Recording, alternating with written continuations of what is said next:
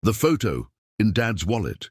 What would you do if a little girl you'd never met told you she recognized your face because her dad keeps your photo in his wallet? That day, Gabriel Morrison, a respected businessman with a perfectly calculated life, received a statement that made the foundations of his existence collapse. It wasn't a threat or a trivial coincidence. It was a truth wrapped in mystery, spoken with a child's innocence and loaded with the weight of a past he didn't even know he had.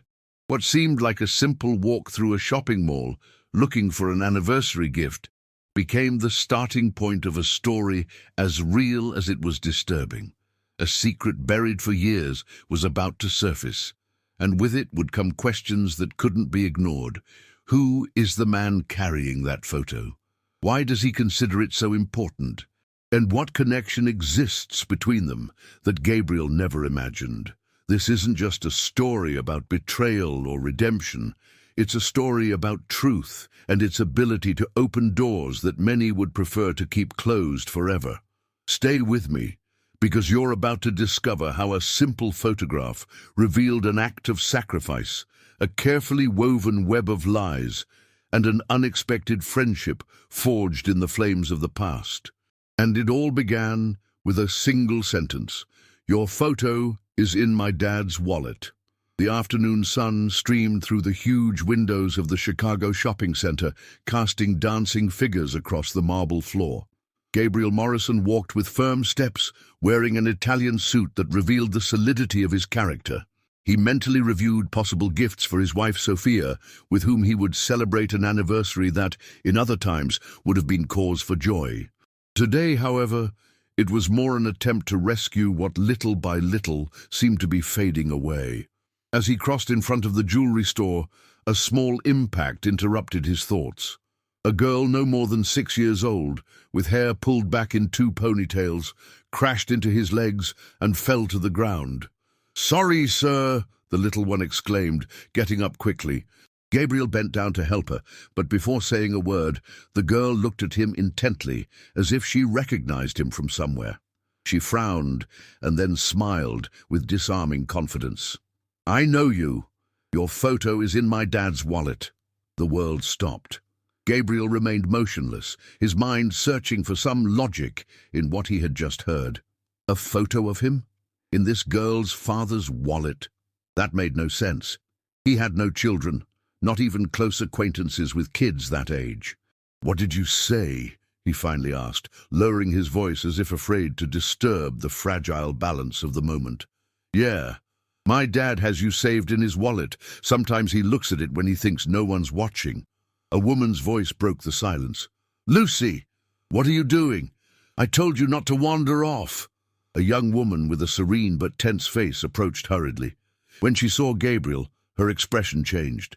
It was just an instant, but it was enough for him to perceive something more than surprise in her eyes. Fear. "Sorry about her," she said with a trembling voice. "She didn't mean to bother you." Gabriel, still caught up in the girl's statement, responded without taking his eyes off the woman. "Don't worry, but your daughter just said something very curious." Lucy grabbed her mother's hand with the same naturalness with which she had thrown out her declaration. Gabriel observed every gesture, every breath.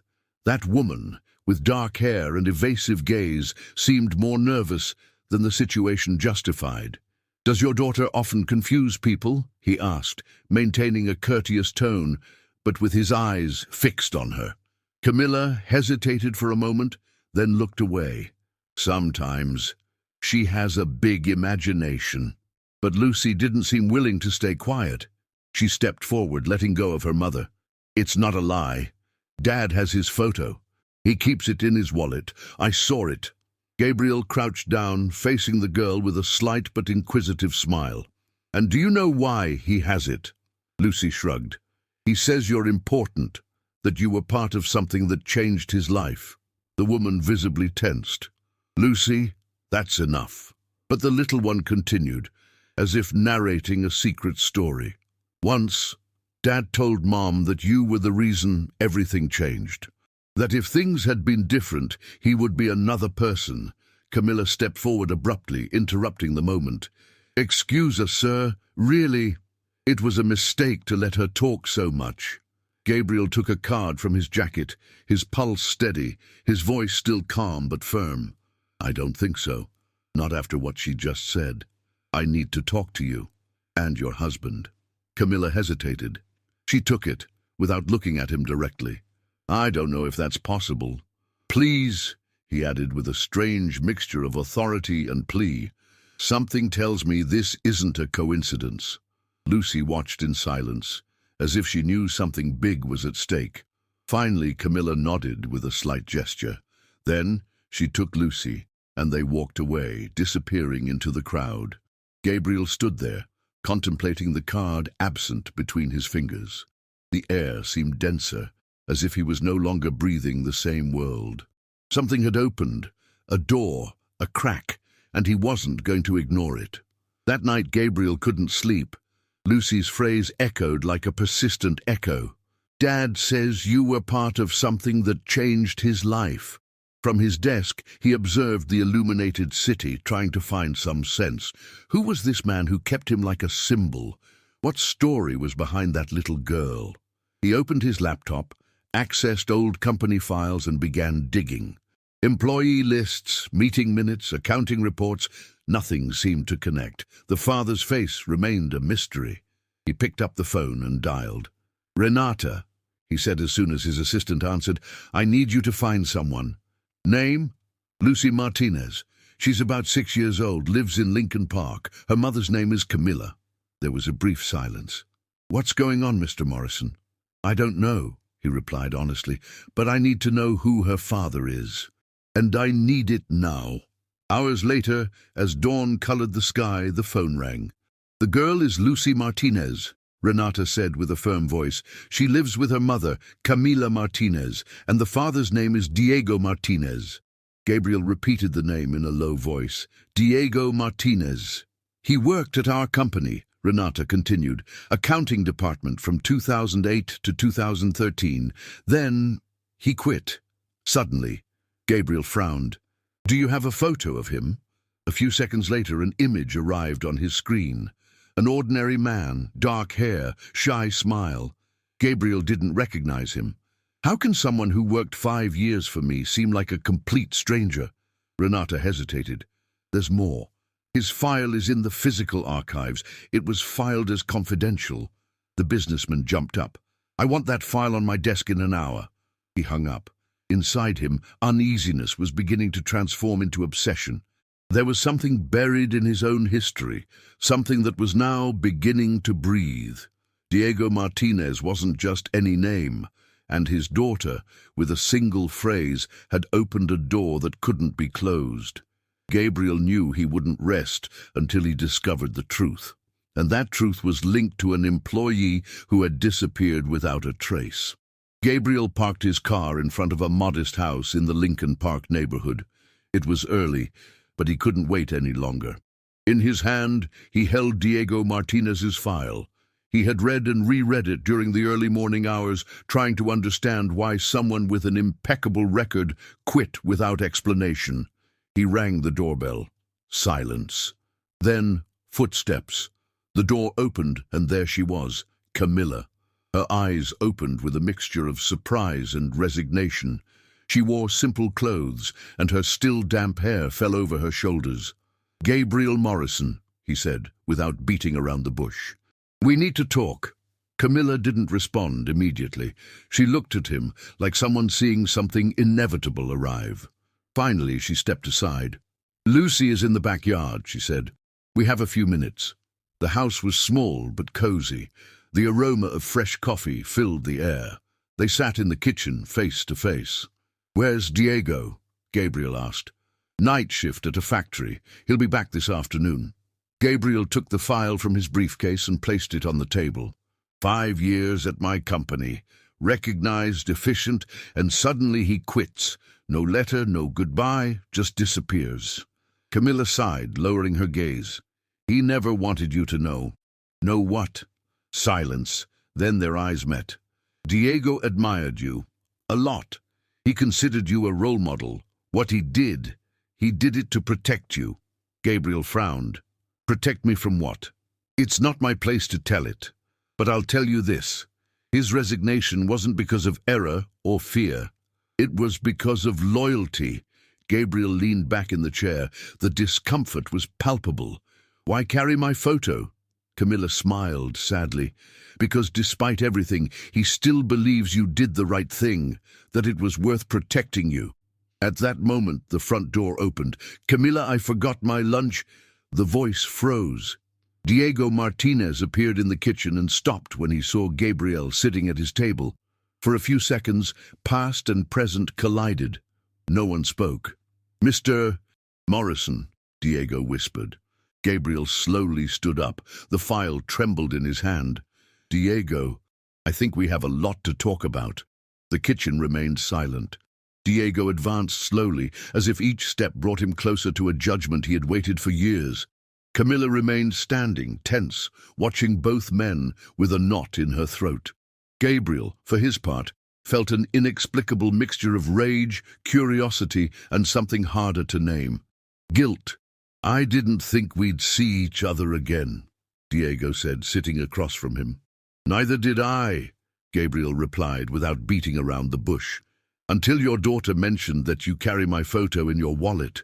Can you explain that to me? Diego lowered his gaze. The cup of coffee Camilla placed on the table seemed like a lifeline he was clinging to, so as not to sink. I always thought that one day you'd come looking for answers, he murmured. But 10 years passed. I never knew there were questions to ask, Gabriel replied. Diego nodded silently. Then he spoke. In 2013, I discovered irregularities in the accounting, false transactions, diverted funds. I thought it was an error, but it wasn't. Someone inside the company was stealing. Gabriel leaned forward. And why didn't you tell me? Because someone beat me to it. Your partner, Alex Rodriguez, confronted me before I could talk to you. He knew I had discovered the fraud. Gabriel paled. A name he knew too well. He threatened me, Diego continued, said that if I spoke, he'd have enough evidence to make me look guilty, that he'd destroy my life and wouldn't hesitate to use my family as bargaining chips. Gabriel clenched his fists. And you just left? No. I made a decision. I knew that if the scandal broke, the company would collapse. Hundreds of people would lose their jobs. Your reputation would be ruined. So I quit. I took the blame. I kept quiet. Camilla intervened with a firm voice. We lost everything. Job, stability, future, but we never stopped believing that you did the best with the information you had. Gabriel brought his hands to his face. The magnitude of what he was hearing crushed him.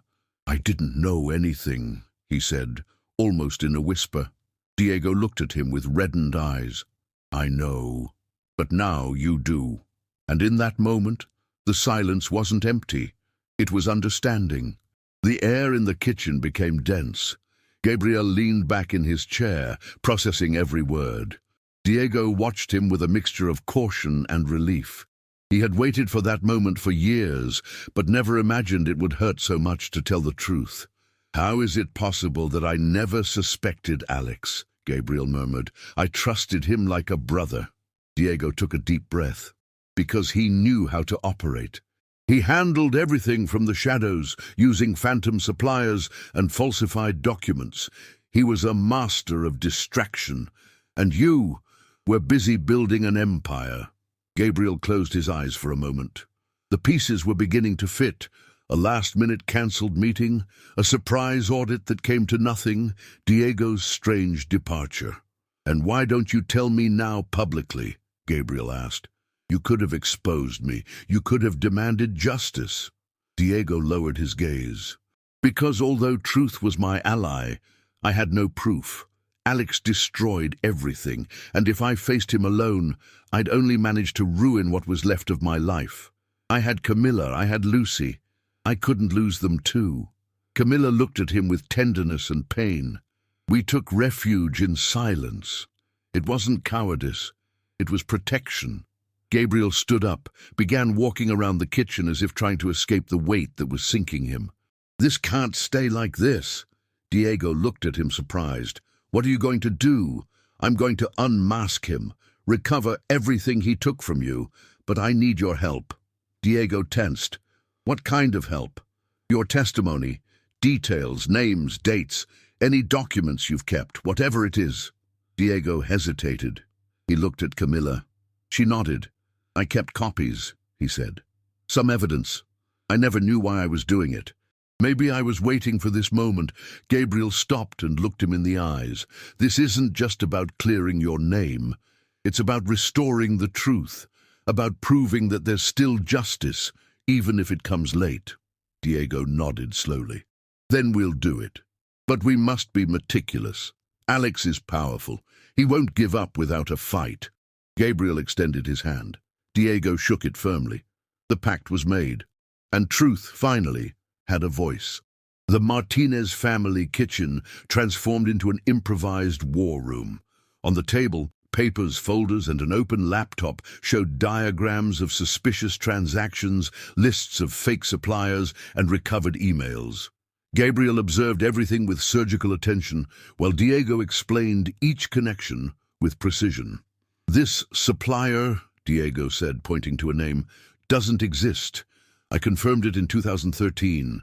The invoices were generated by a shell company linked to an offshore account."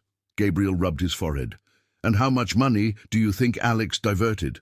"Millions," Diego replied without hesitation. "Over the years, he could have financed several parallel companies."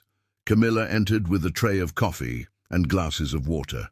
Her face showed fatigue, but also determination. "Do you think you'll be able to prove it?" "We will," Gabriel said, "but we'll need legal help. I know someone, Martin Davis, corporate lawyer, one of the best. I trust him with my life." Diego looked up. "And if Alex finds out? What if he tries to stop us?" Gabriel looked at him frankly. "He can't hurt you anymore, Diego. This time, we'll be prepared." That same night, Gabriel called Martin. The conversation was brief but decisive. The lawyer agreed to meet the next day, intrigued by the case. Meanwhile, Renata worked from her office, gathering information about past audits. "We have to keep this absolutely secret," Gabriel insisted. "If Alex suspects something before time, he could erase any trace." Camilla interrupted. "Lucy asked about you today, Gabriel." He looked up, surprised. "Really? She calls you the man in the photo. She says now she understands why her dad admires you." A warm silence invaded the kitchen. "Lucy was the one who lit all this up," Diego said, barely smiling. "Her innocence broke 10 years of silence." Gabriel nodded. "And her courage, too. Because sometimes it just takes a small voice to bring down a huge wall." The first lights of dawn filtered through the window. The plan was in motion, and although they knew the hardest part was yet to come, all three felt something they hadn't experienced in a long time: hope. The boardroom was silent when Gabriel entered. Each member of the board watched him with expectation. Beside him, Martin Davis arranged a thick folder of documents. No one knew for certain the reason for the meeting, but the tension in the atmosphere was unmistakable. Alex Rodriguez arrived last, with his usual confidence and rehearsed smile. "Gabriel, what's up? You didn't tell me we had a meeting today." "I did it on purpose," Gabriel replied, standing in front of the table. "There's something you should know, something that was buried 10 years ago." Alex raised an eyebrow. "What are you talking about?" "About fraud," Gabriel said without beating around the bush. "About embezzlement, about betrayal. For years, millions were diverted from our accounts through fake suppliers, and the person responsible is in this room." Murmurs began immediately. Alex stood up, indignant. "That's ridiculous. What proof do you have?" Gabriel nodded toward the door. Martin opened it, and Diego Martinez entered. Absolute silence fell over the room. "Him? What's that traitor doing here?" Alex shouted, pointing at Diego. "Diego isn't a traitor," Gabriel replied. "He's a man who was forced to carry guilt that wasn't his. And today, he comes to tell the truth." During the following minutes, Diego calmly exposed the facts, the emails, the transactions, the names. Martin distributed copies of the documents among the directors. No one spoke. No one dared interrupt. Finally, Alex collapsed. His voice trembled. "Gabriel, we were partners, friends. This will destroy us both." "No, Alex, this will destroy you. It sets me free." The board voted. Unanimously, they decided on Alex's immediate dismissal and the opening of a judicial investigation. He was escorted out of the building without looking back. Gabriel looked at Diego, who remained standing by the window. "We did it," he said simply. Diego nodded, wordless. It was the end of a long darkness, and the beginning of something new. The news of the scandal shook the business world. The media pounced on the story like birds of prey, but what they found wasn't a broken company, but a company willing to be reborn from truth. Gabriel called a press conference. In front of cameras, he publicly acknowledged that his partner had defrauded the organization for years. But he didn't stop there. "And today I want to introduce you to the man who, silently, saved this company in its darkest moment." Diego Martinez took the stage, surprised. The flashes exploded. Gabriel handed him a recognition and, immediately after, announced his reincorporation as Director of Corporate Integrity. "This company isn't built on silence," Gabriel said. "It's built on brave acts like Diego's." Behind the curtain, Camilla and Lucy watched with tears in their eyes. Those years of fear and sacrifice were finally being rewarded. Later, in a private meeting, Gabriel and Diego talked in the latter's new office. The atmosphere was serene, different. "How do you feel?" Gabriel asked. "Strange," Diego replied honestly. "I never thought I'd be back here, much less like this. And yet, here you are, because you deserve it." Diego looked around, as if recognizing each space that had seen him leave a decade ago. "And you?" he asked. "How are you handling it? It wasn't easy admitting I was blind, but there's something liberating about facing the truth, and even more, about correcting it." Both men shook hands, not as businessman and employee, but as equals, as survivors of a story that almost consumed them. At the same time, Gabriel implemented deep reforms: independent audits, contract transparency, a confidential complaint channel. The company that was once about to fall now stood as a symbol of ethical renewal. Diego, for his part, became a reference for integrity. His story was told in universities, conferences, press articles. But for him, the greatest recognition was another: Lucy's proud look when she saw him come home with dignity. Gabriel now understood that there was no success without values.